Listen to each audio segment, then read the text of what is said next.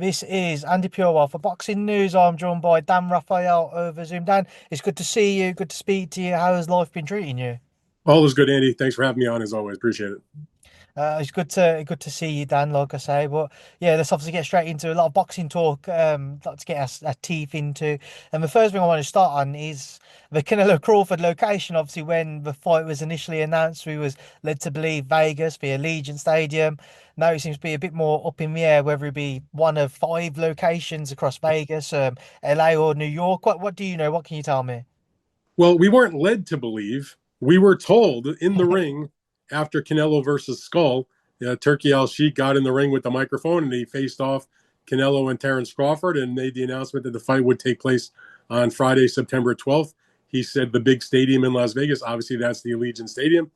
And okay, that's what it was. Now, I had reported not only about that aspect of it, but that it would be a fight brought to the public, at least, well, around the world, I guess, on Netflix, which would be great for boxing fans because that means no pay per view.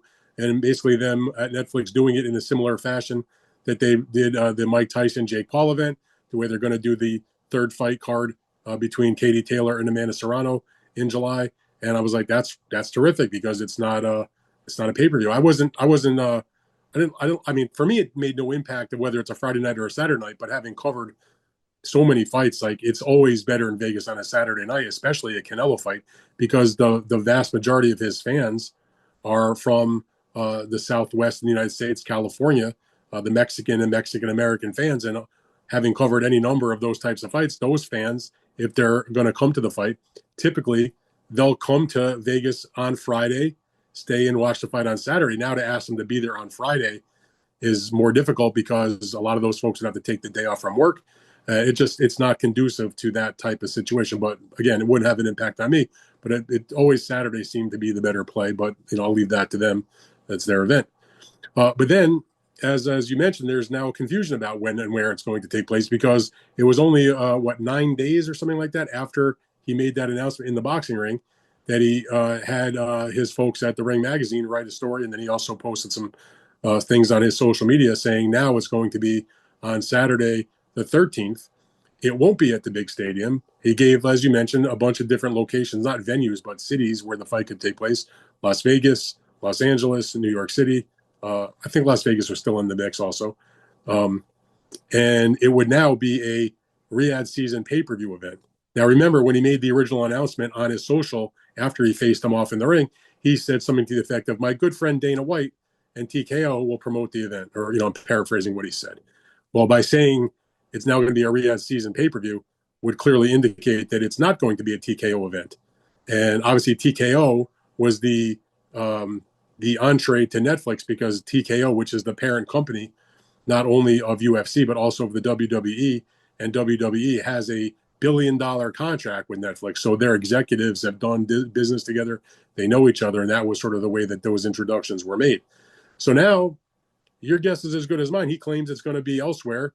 It's going to be on the Saturday. And now it seems though it's going to be a pay-per-view and Dana may not be involved. So they just started their relationship, Andy. So who knows if there's problems there. And, now it's a pay-per-view apparently and not going to be Netflix.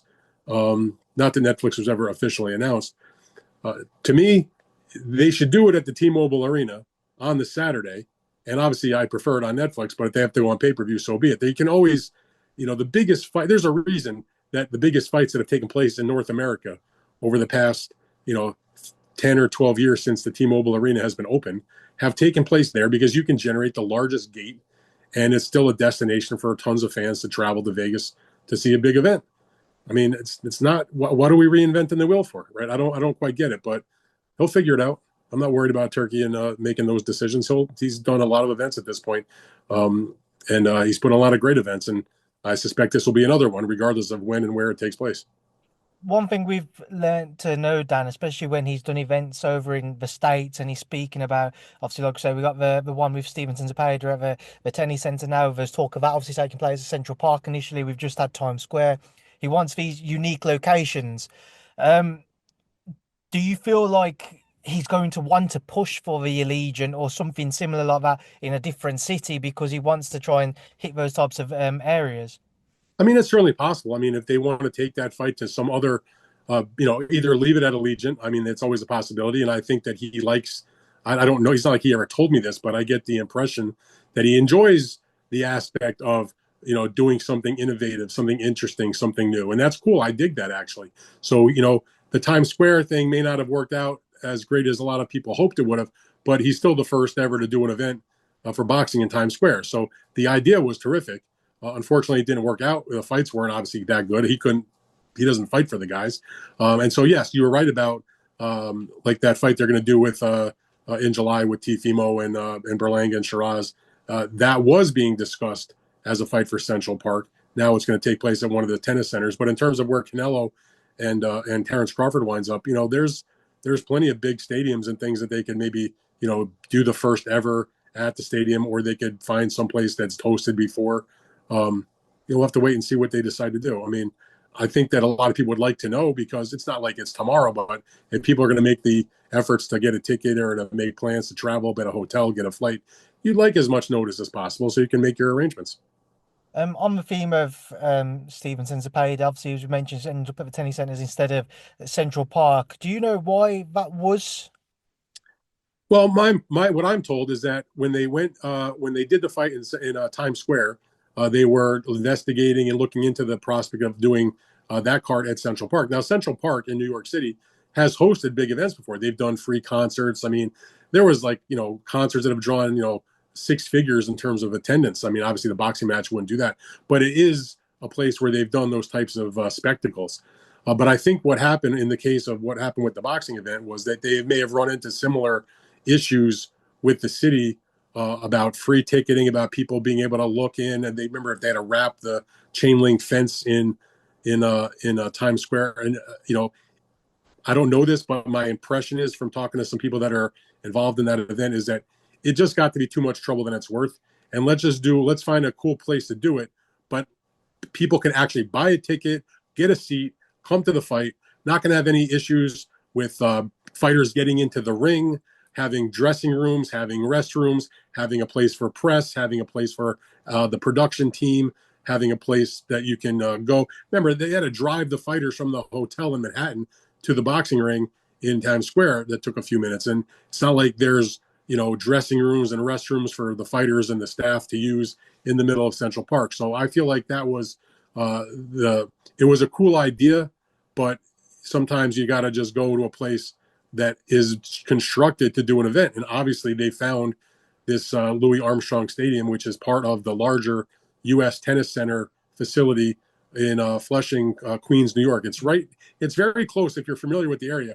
It's almost like across the street, sort of, from where the New York Mets play baseball in Citi Field in that part of Queens. It's a little bit more difficult to get to if you're a New Yorker than if you were going to go to Barclays Center in Brooklyn or you're going to go to Madison Square Garden, because those places are on any number of subway lines, train lines. You can get there very easily from pretty much anywhere in New York City. It's a little bit more complicated to get out to the U.S. Tennis Center if you have to drive, and there's obviously parking issues. The trains are not as plentiful. But the stadium itself is, I've not been there, but there's three stadiums in that facility. There's the big Arthur Ashe Stadium, which holds like 20 some thousand people. That's where they play the U.S. Open final every year in tennis. And then there's two other stadiums that are part of the complex. One is this Louis Armstrong Stadium for tennis that holds about 14,000. For boxing, they could certainly put more because you don't have to. You can put more seats on the stadium court, I guess, kind of like what they do in Carson, California.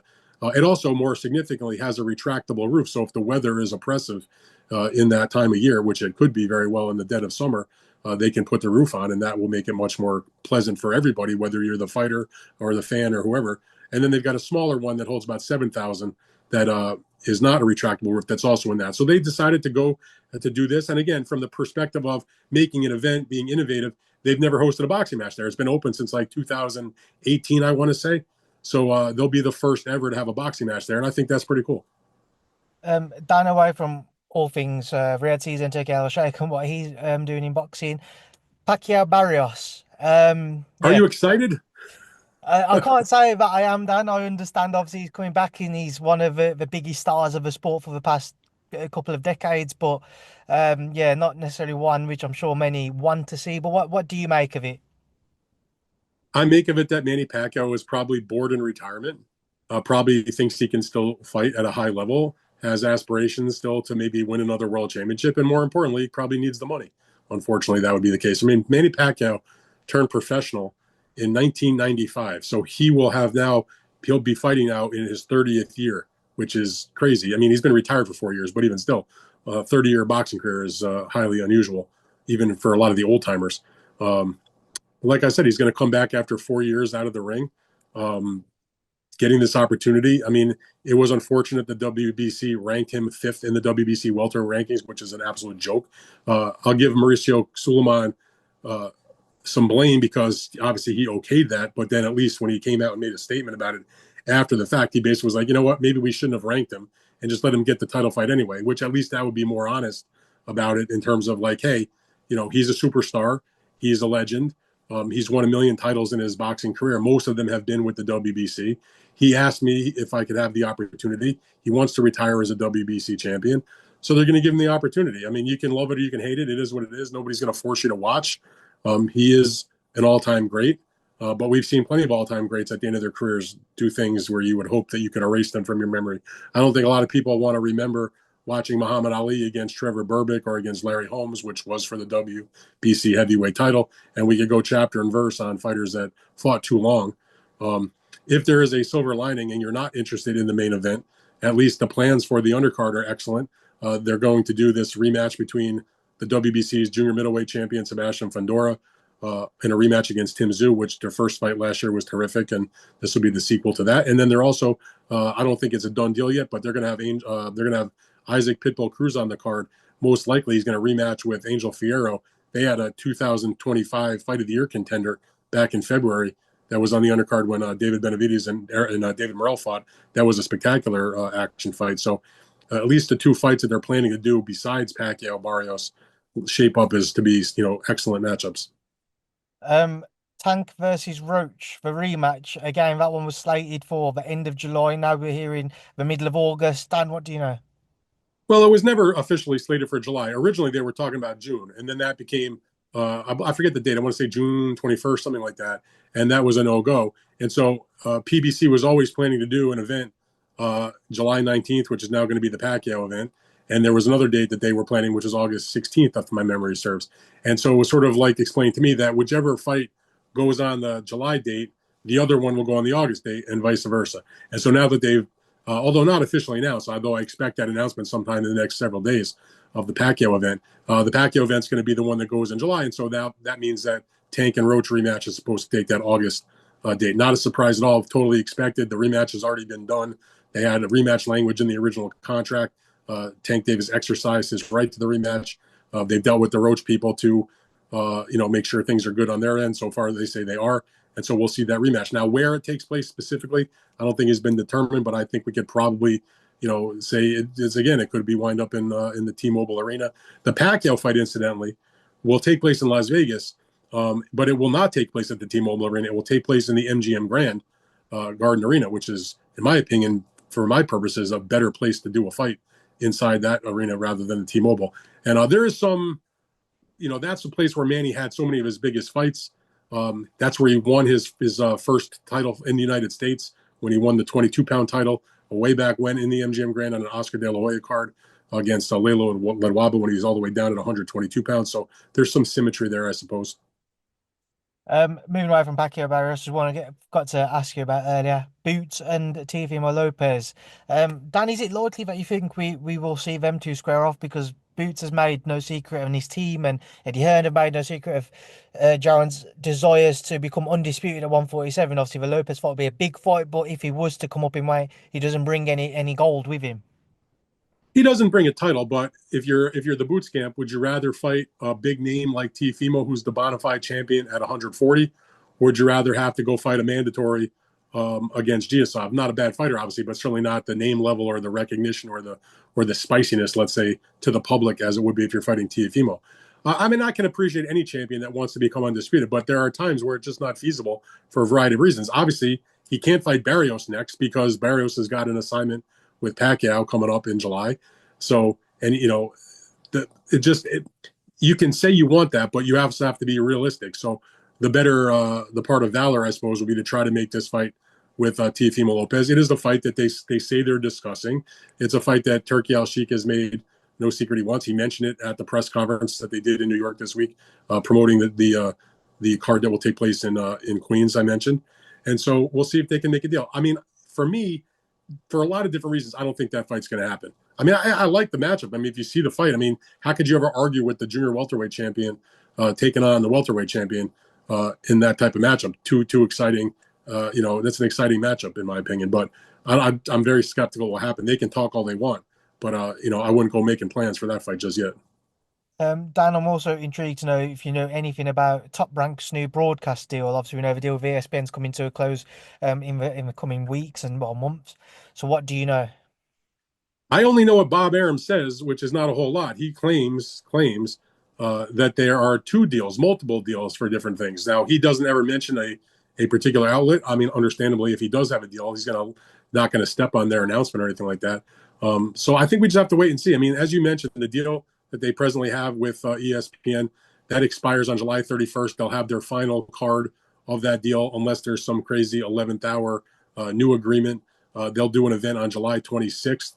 No site just yet, but the likely main event for that event will be the Xander Zayas Garcia fight for the vacant WBO 154-pound title that was stripped from Fundora because he did not comply with the order to do the mandatory against Xander Zayas, a fight that the two sides were discussing, but for reasons, I'm sure mostly related to the money, they opted to say, you know what, we're out of that, and they're going to go do the Tim Tszyu rematch instead. So that'll be the main event. Where Top Rank goes after that is anybody's guess. Now, for what it's worth, when you talk to people from the company, nobody really seems concerned. Like they're going about their business as usual. That said, to my knowledge, it's not like they're making new fights post July 26th. I mean, Bob Arum talked to me just a couple days ago about doing a fall rematch in October between Emmanuel Navarrete and Charlie Suarez after the very controversial situation that happened in their junior lightweight title fight from a week or so ago. But he's not talking about what television channel it's going to be, and he's just talking about doing a rematch, and he wants to do it in the Philippines, in Manila, which is the hometown of Charlie Suarez, and also make it it's because it would be in October, which is the same month, would be the 50th anniversary of the legendary Thrilla in Manila, a fight that Bob Arum promoted, the third heavyweight title fight between Muhammad Ali and Joe Frazier. But where it winds up on television is anybody's guess. Now, I wrote about that in my Fight Freaks Unite Substack with Bob's comments about doing the rematch. But again, in terms of where they're going to wind up on television or streaming, the jury is still out, I suppose.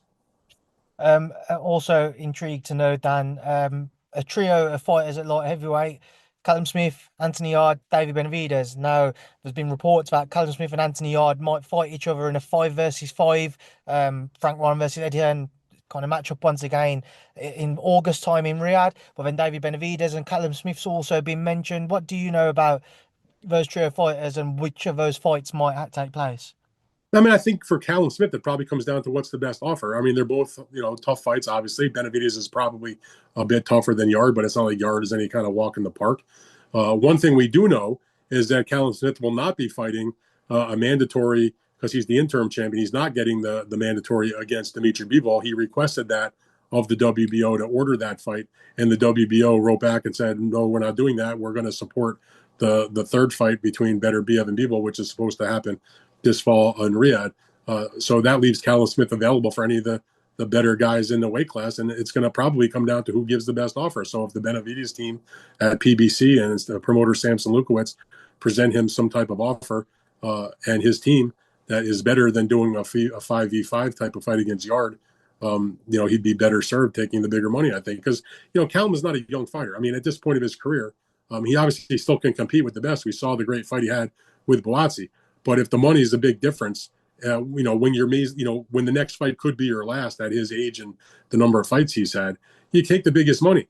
And if that's David Benavidez in a main event of a pay-per-view, so be it. If it's Anthony Yarde on a potential 5 versus 5 card, so be it. So the good thing is if you're Callum Smith, you have options right now. Last one from me, Dan. There's been a lot of talk if we will see a rematch between Chris Eubank Jr. and Conor Benn. Do you think that's a fight we will see take place later this year?